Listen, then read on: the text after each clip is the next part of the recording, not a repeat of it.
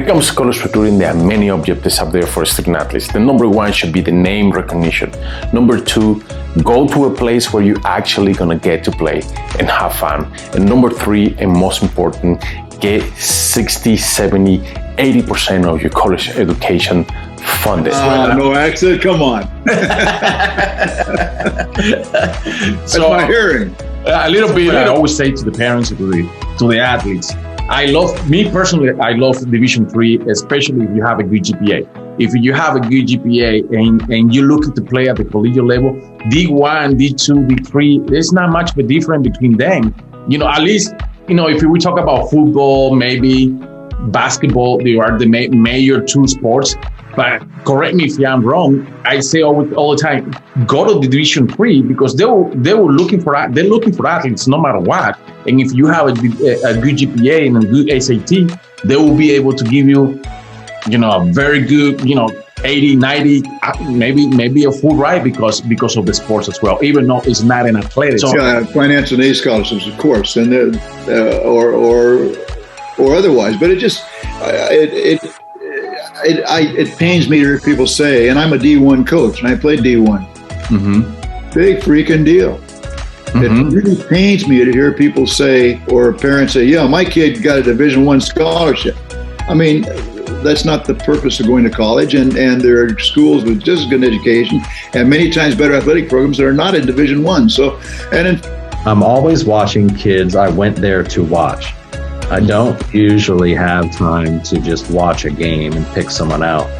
My schedule takes about 3 hours. Recruiting is one of those, it's kind of a living organism, and it's something that's always changing. And yes, I think what's cool with your podcast is you get to see how different from some sports are, but when you really kind of get down to it. You know how it is. I mean, you have to build relationships. You have to get out there. You got to travel a lot. And, I was fortunate that I was in a position that I had. You come out when in 2 days, I'll have you hitting people. that would be tough. Well, I try. I could do that. I like that. Well, I appreciate the opportunity. Thank you, Ronnie. Experience, I think, just means I'm getting old, honestly. But it's important to look back at all the experiences because now we share that with these young kids that we recruit and develop and mentor. If you're a high school student athlete or a parent of a high school student athlete, you're thinking to put a list together of all the schools you want to approach. Or you might think that your high school or club coach is going to help you in the process. So the biggest advice I can give is, first off, believe in yourself. If you're offered an opportunity, then you are good enough for that opportunity. So take that opportunity and don't take it for granted. I'm very proud to represent this country. And I remember every Olympics that I have watched on TV, and I see the opening ceremonies and I see the United States walk out.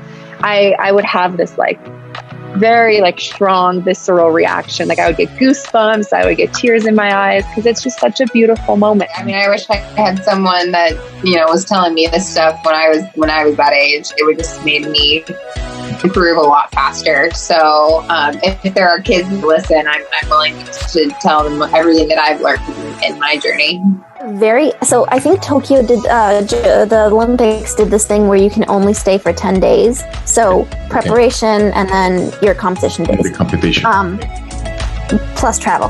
So we got really lucky in that we compete on the 6th, 7th, and 8th of August. Okay. And the closing ceremonies are on the 8th. So we get to attend closing ceremonies. Thank you so much for watching this video. I really appreciate your time. Now, I would love to invite you to click there below and subscribing to the podcast, College Recruiting Mindset. We found and we create College Recruiting Mindset because we have to get better understanding of where we at in the recruiting process.